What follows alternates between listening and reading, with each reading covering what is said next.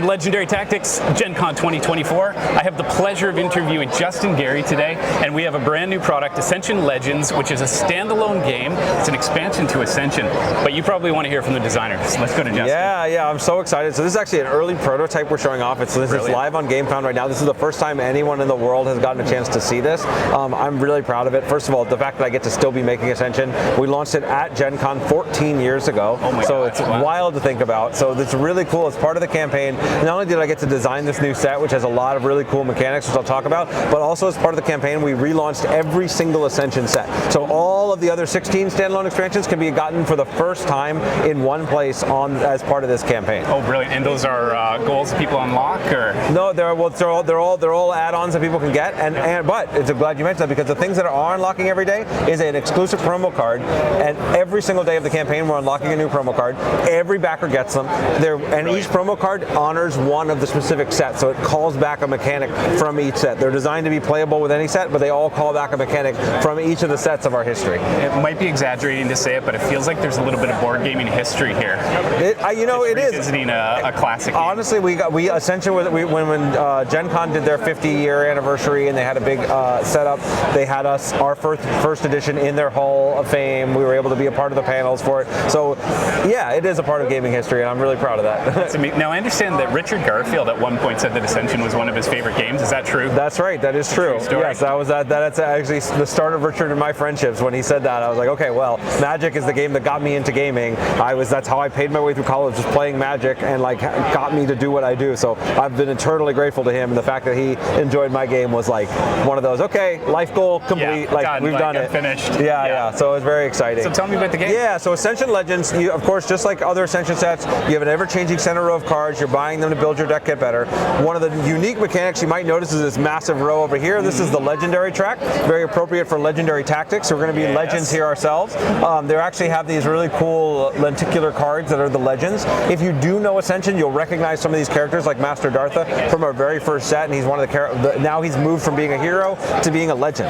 And so the way this works is whenever you buy a card of a specific faction, you move up the track of that faction. So if I buy a Lifebound card, I'll move up the Lifebound track. Oh, that's neat. Whenever I get to one of these key breakpoints, 3, 6, and 9, the legend will give me a boon, and that boon is specific to that legend. So there's a variety of different ones, so every game will be different. And then if you can make it all the way up to 12, you become a legend yourself, and now you can acquire or defeat a card of that faction completely for free. It's very, very powerful. The game usually ends pretty soon after somebody starts to reach legendary status. So it's Gandalf the Grey down here, and you become Gandalf the White. Exactly. That's a perfect analogy. I love that. And we've also brought back some fan favorite mechanics, like dual faction heroes from one of our previous sets, but that actually also has new context here, because if I buy a Lifebound and Void hero, I move up both the Lifebound and the Void tracks, so it's actually more powerful there. And we also have cards that have their own threshold powers. This was actually inspired by my other game, Shards of Infinity, but this now, if I'm on, when I play this card, I get this effect, but if I move all the way up to at least track 9, I also get this bonus effect as well. So it's kind of like individual mastery tracks for each of the different factions on the Legendary Fast. So different cards get more powerful as you go. Everything really plays into this set, and it's one that I'm very proud of the design, because it's a great, if you've never played Ascension before, it's a great starting point.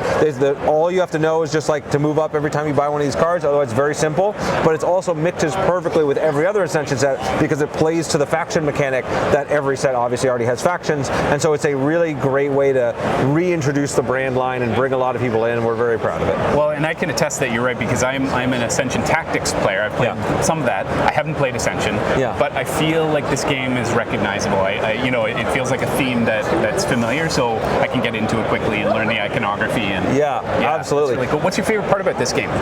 Yeah, so for me, I have always been a big fan of the faction mattering and the dual faction cards, and so the fact that this Legendary track allows that to be the case. The other thing I really like is that this will change the way you think about the game, right? So different cards where if I know that my opponent is moving up the Void track, I might buy Void cards I wouldn't otherwise buy, because I need to stop you from reaching Legendary status. So the best parts of deck building games are when the opponent's strategy forces you to reevaluate different cards of your own strategy, and this is a key piece of what leans into that. So the way that this track is modified and the way you're balanced on it will change the way you think about the cards in the game, and that to me is the really fun, meaty part of design and playing these games. Do some of these characters negate other power? Like if you're strong in purple, that's good against green, or is there any of that kind of? Well, each one will lean into certain strategies. So certain ones might give you extra bonus power. Certain ones will help you put heroes on top of your deck. So if you want to acquire big cards, so like knowing which ones are out here will also change which strategies you want to build towards, because you could maximize them based on which cards you buy. Brilliant. Okay. Well, this looks incredible. I have to say thank you for bringing this onto my radar. And people can find this. We'll put it in our description. Where else should they go to get this game? Yeah, right now it's only available on GameFound. It won't be in retail until next year, probably, or end of next year. So if you want to get it, be the first to get it, go to GameFound, check out our campaign, and we're going to have a lot of cool exclusives and bonuses and all kinds of fun stuff. So that's fantastic. Well, thank you so much for giving us a run through. Awesome. Now make sure you get out there, get gaming, and be legendary. Yeah.